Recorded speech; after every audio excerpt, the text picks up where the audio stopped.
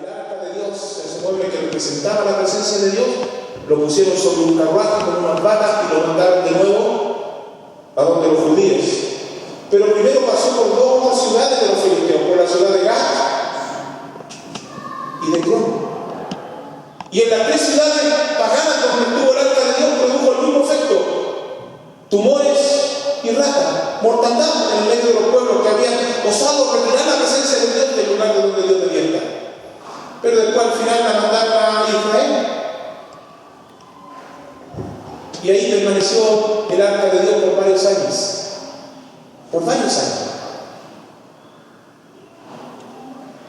¿Sabe dónde permaneció el arca, la presencia de Dios?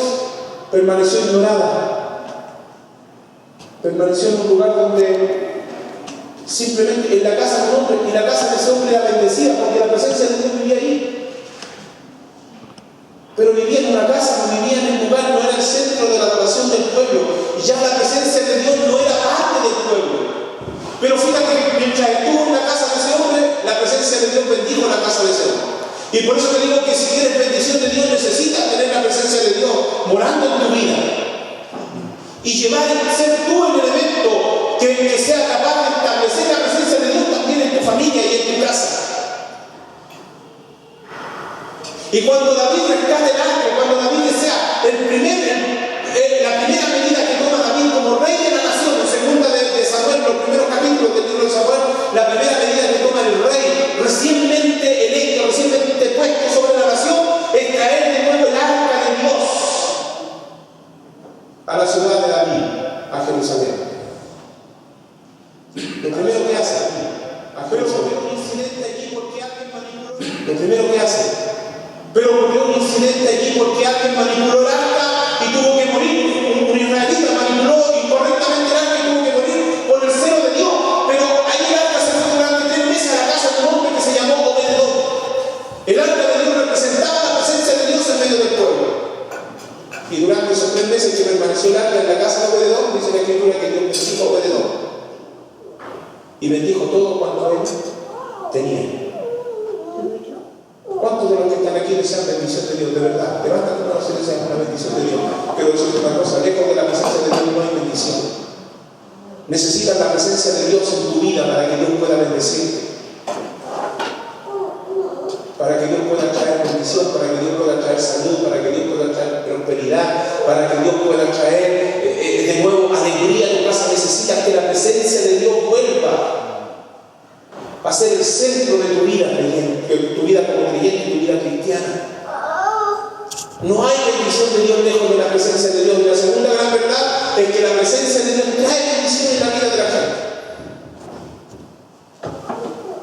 El pastor decía hace un momento atrás, cuando tenía la ofrenda, decía: ¿cuántos han pasado hambre durante este tiempo? Y todos, yo creo que ninguno de nosotros puede decir: yo he pasado hambre durante este tiempo, o me ha faltado algo. ¿Sabes por qué? Porque cuando disfrutamos de la presencia de Dios, aún cuando no nos vaya todo lo bien que esperamos, siempre Dios se encarga de traer una bendición. ¿O no? Y de proveer, y de sustentar, y de muchas veces en nuestros momentos de angustia, en nuestro cuerpo, cuando estamos enfermos, Dios trae bendición, porque la presencia de Dios trae como consecuencia la bendición. Y si tú quieres que Dios te bendiga, necesitas que la presencia de Dios vuelva a cobrar fuerza en tu vida. Y eso es lo que ocurrió en la casa de Obed-Edom. 3 meses vivió el arca en la casa de Obed-Edom. Y durante esos 3 meses el hombre fue tremendamente bendecido. La tercera gran verdad respecto a la presencia de Dios que nos relata las Escrituras es que la presencia de Dios es la clave para el éxito personal y ministerial en lo que tú quieres hacer. Y el castigo más severo de Dios fue quitarle el trono a Saúl y luego aún su propia vida. Pero Dios había provisto de un hombre distinto, un hombre al que la Biblia dice que era conforme al corazón de Dios. ¿Y quién era ese hombre? David, el segundo rey de Israel. Ahora, yo he escuchado mucho sobre esto y yo me he preguntado muchas veces qué hacía a David ser un hombre conforme al corazón de Dios. Porque si esa frase la tuviésemos que traducir hoy, tendríamos que decir que David era un hombre de acuerdo al corazón de Dios. Si la tuviésemos que traducir en términos simples. Y saben, yo he llegado solo a una conclusión. Y es que la diferencia entre David y Saúl es que David amaba la presencia de Dios. Y Saúl en sus 40 años jamás se preocupó de ella. Durante los 40 años que reinó Saúl, jamás se preocupó de traer el arca delante de la nación. Nunca. Para Saúl nunca fue importante la presencia de Dios, como sí lo fue para David. Porque la primera medida que tomó el rey David, cuando fue sentado en el trono, fue traer la presencia de Dios de un lugar donde estaba la presencia de Dios apartada, alejada, donde había sido ignorada durante muchos años, durante más de 40 años la presencia de Dios, el arca de Dios había sido ignorada. ¿Y saben lo que hizo David? Lo primero que hizo David fue traer el arca de Dios delante de la nación, porque David sabía que el secreto del éxito de la nación, el secreto de Israel, era que Dios habitara en medio de ella. Amén. Y por eso David hizo su máximo esfuerzo. Incluso dice la Escritura que él entró danzando a la ciudad. ¿Recuerdan los primeros capítulos del libro de Segunda de Samuel? Entró danzando a la ciudad y haciendo sacrificio. La gente que traía el arca, para que te hagas una idea, cuando David trasladó el arca a la ciudad, la gente, los sacerdotes que traían el arca daban 6 pasos. ¿Y saben lo que hacía David? Cada 6 pasos que daban los sacerdotes, David traía un holocausto, traía una ofrenda delante de Dios, sacrificaba un animal y trajo durante todo ese periodo, durante todo ese camino, ese trayecto largo, desde la ciudad donde estaba el arca, desde la casa de un hombre hasta la ciudad, trajo haciendo sacrificio, trayendo delante de Dios una ofrenda y glorificando y magnificando la presencia de Dios. ¿Para qué? Para que cuando la presencia de Dios entrara al pueblo, la nación volviese a ser el protagonista Dios y no los reyes que habían entrado en fe. Y esto es precioso, ¿saben por qué? Porque David entendía tan bien lo que significaba la presencia de Dios, que cuando él venía entrando a la ciudad, él se despojó de sus vestiduras reales y comenzó a danzar delante de Dios. ¿Saben por qué? Porque aquel día el verdadero rey, aquel que merecía la gloria, no era David, era ese Dios todopoderoso que estaba reflejado en un mueble donde 2 querubines custodiaban la grandeza y la santidad de Dios. Ese mueble representaba la presencia de Dios. Entonces David danzaba despojándose de su propia vestidura, despojándose de su corona, porque el verdadero rey estaba entrando a la nación. La gran diferencia entre Saúl y David, ¿sabes cuál era? Es que David amaba la presencia de Dios y a Saúl nunca le importó mantener viva la presencia de Dios delante del pueblo. David cometió un acto terrible delante de Dios y pecó. Y todos nosotros sabemos y conocemos la historia de David. Y sabemos que puso los ojos sobre una mujer, durmió con ella, nació Salomón, su hijo, pero su primer hijo murió. Y vino todo el juicio de Dios sobre David y Dios castigó severamente la actitud de David. Pero David escribió el Salmo 51. Y en el Salmo 51, cuando David sabe que la presencia de Dios lo ha abandonado, él dice: Señor, sácame la vida, sácame de mí cualquier cosa, pero no eches de mí tu espíritu, porque si tu presencia no está conmigo, entonces no vale la pena vivir. Y esa debe ser la actitud de un creyente. Si la presencia de Dios no está en nosotros, no tiene sentido ningún proyecto, ningún sueño, no tiene sentido vivir la vida si Dios no está allí. ¿Entienden lo que te estoy diciendo? Amén. Y yo quiero decirte una cosa: necesitamos como iglesia traer la presencia de Dios delante de nosotros de nuevo, y que Dios vuelva a ser glorificado, que Él vuelva a ser exaltado, para que nuestros proyectos puedan tener sentido, para que todas aquellas cosas que proyectamos y planificamos en el tiempo puedan llegar a buen término. Si Dios no está, no se puede nada. Si Dios no está, no se puede nada. Necesitamos que la presencia de Dios vuelva a cobrar protagonismo en la familia.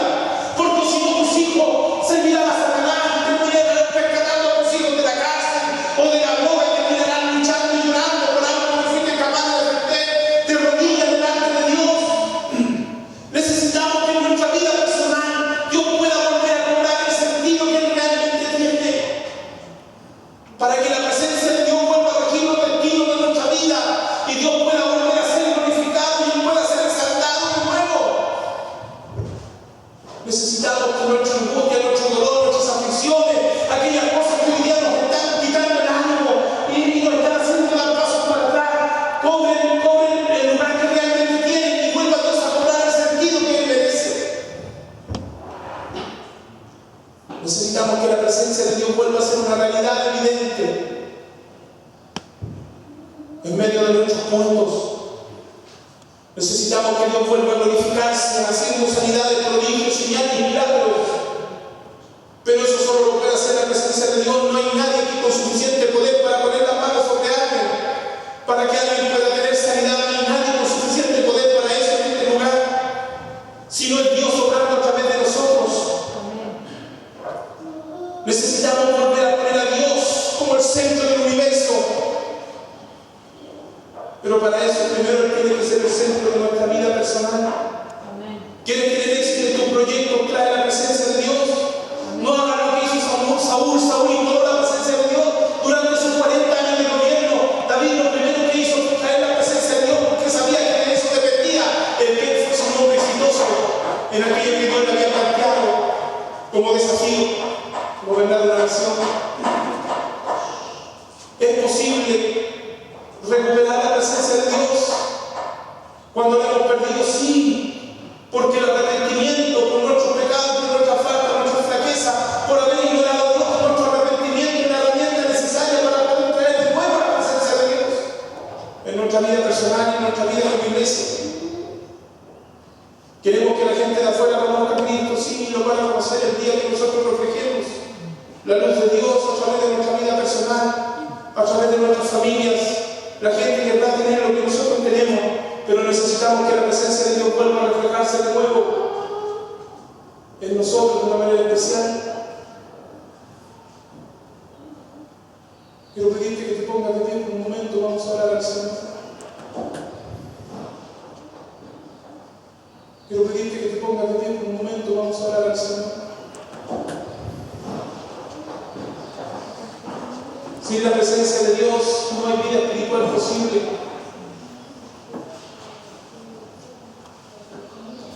Sin la presencia de Dios no hay iglesias exitosas. Sin la presencia de Dios no hay proyectos válidos. Sin la presencia de Dios no hay familias felices. Sin la presencia de Dios, la vida de una persona está vacía. Si Dios no es el centro de tu vida y lo ocupan tus proyectos, y lo ocupan tus aspiraciones personales, tus ocupaciones personales, el día que fracases vas a encontrarte cada día con la frustración, día sí, día también. Pero si dejas que Dios sea el centro de tu vida, si haces que la presencia de Dios vuelva a venir de nuevo y a cobrar el protagonismo que ella merece, quiero decirte una cosa: Dios va a hacer algo poderoso en el próximo tiempo en tu vida.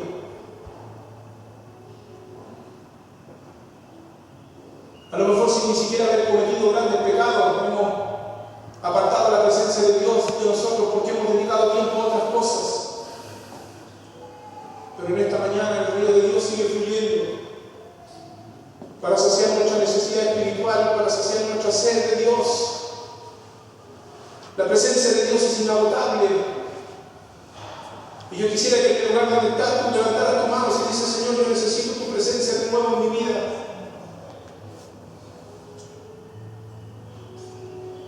Y si no has conocido nunca lo que significa tener la presencia de Dios dentro de ti, yo quiero que levantes tu mano en el lugar donde estás y le digas: Señor, necesito esa presencia que vuelva a vivificar mi espíritu, que vuelva a hacer que mis sueños cobren valor, que mis proyectos, Señor, tengan posibilidades de éxito. Señor, necesito que tu presencia vuelva a traer alegría, Señor, en mi familia y aún en mi vida personal. Necesito que tu presencia vuelva a ser el centro de todas mis actividades. Someto mi éxito, Señor, someto mis logros y vamos a hacer aquellas cosas hermosas que me han ocurrido en la vida, Señor, las someto, Señor, delante de ti, solo por tener tu presencia. Y si en esta mañana es tu clamor, yo quiero que puedas venir al altar por un momento. Si has levantado tu mano, quiero que un paso de fe y puedas venir al altar en esta mañana. No tengas miedo, no tengas vergüenza, simplemente queremos orar por ti.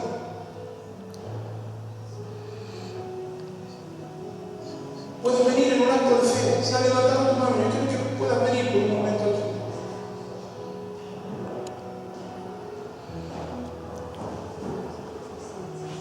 Es el tiempo de Dios para ti.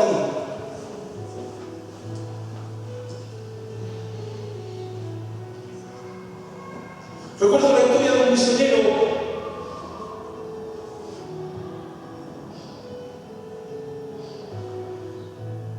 que el Señor le llevó una vez a Rusia, en tiempos donde predicar el evangelio era muy difícil. Y mientras iba caminando por la Plaza Roja, vio a un muchacho que en su chaqueta tenía una inscripción, una frase, y la frase decía: yo nací para ir al infierno.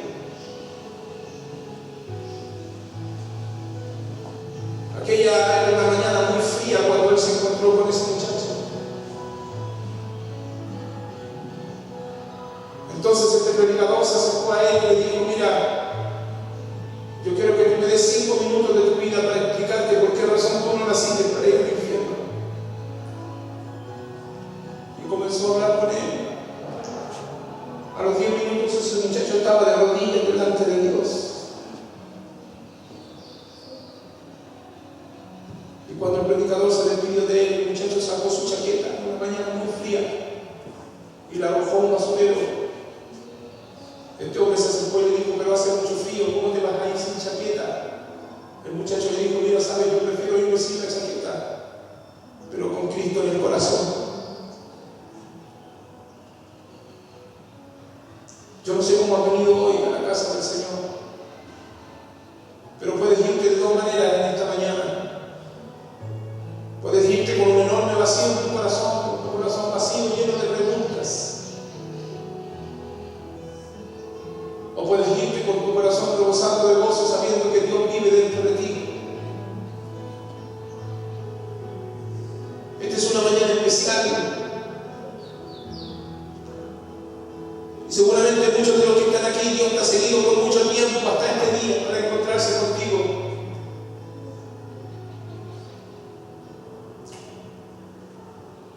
No deseches la oportunidad que Dios te da en esta mañana. Nosotros vamos a orar, los pastores vamos a orar por ti en este día, para que Dios vuelva a traer su presencia y tus sueños, proyectos y anhelos vuelvan a cobrar sentido. Inclina tu rostro en el lugar donde estás.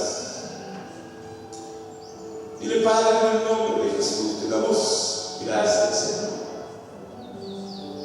Gracias por tu palabra, Señor, en esta mañana. Gracias, Señor, porque ella nos habla de la importancia, Señor, de vivir, Señor, de vivir bajo tu presencia, de vivir, Señor, inmersos en ella. Señor, necesitamos, Señor, de ti cada día. Señor, como aquel elemento vital que da, Señor, sustentabilidad a nuestra vida espiritual. Reconocemos, Señor, que sin tu presencia y sin ti nuestra vida no tiene sentido alguno. Que si tú no estás, Señor, en ella, entonces nuestros proyectos, nuestros sueños, nuestros anhelos no tienen sentido. No tiene sentido vivir, Señor, y formar la familia. Siquiera tiene sentido eso si tu presencia no está en ella, Señor.